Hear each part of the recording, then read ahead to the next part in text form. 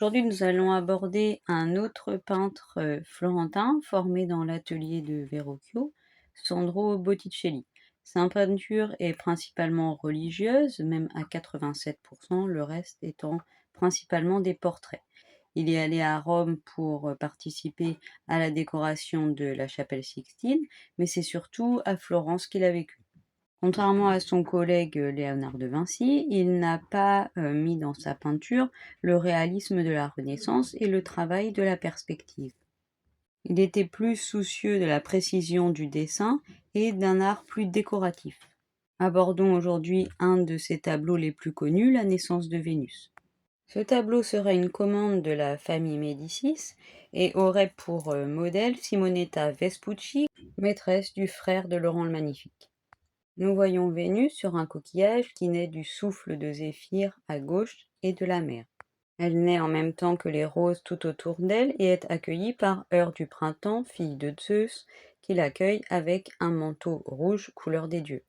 L'ensemble du tableau paraît en mouvement, notamment grâce aux contrapostaux de Vénus. Botticelli semble s'être appuyé sur la Vénus pudique de Praxitèle, dont une copie était à la cour des Médicis.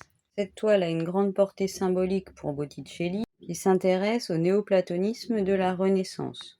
Grossièrement, l'idée étant que le beau représente la beauté divine, contrairement à ce qui était pensé au Moyen Âge, où le nu représentait le vice. Notons pour l'anecdote qu'une Vénus avait été retrouvée à Sienne au XIVe siècle. Au début, elle fut admirée, puis la ville s'est retrouvée en guerre, elle fut accusée de tous les maux et totalement détruite. Il peut être intéressant de faire un lien entre cette Vénus qui naît dans un coquillage et l'Immaculée Conception de la Vierge Marie, également souvent représentée dans un petit écrin, comme c'est le cas dans la Vierge au rocher que nous avons vu précédemment.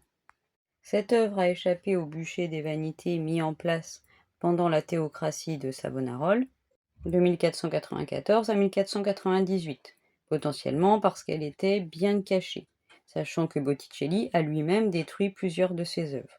D'un point de vue technique, cette œuvre se trouve sur une toile et a été peinte à tempéra, donc avec de l'œuf, mais également avec un petit peu d'huile, qui donne des couleurs plus brillantes.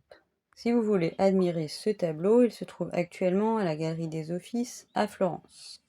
Et nous, on se retrouve demain avec un nouveau tableau.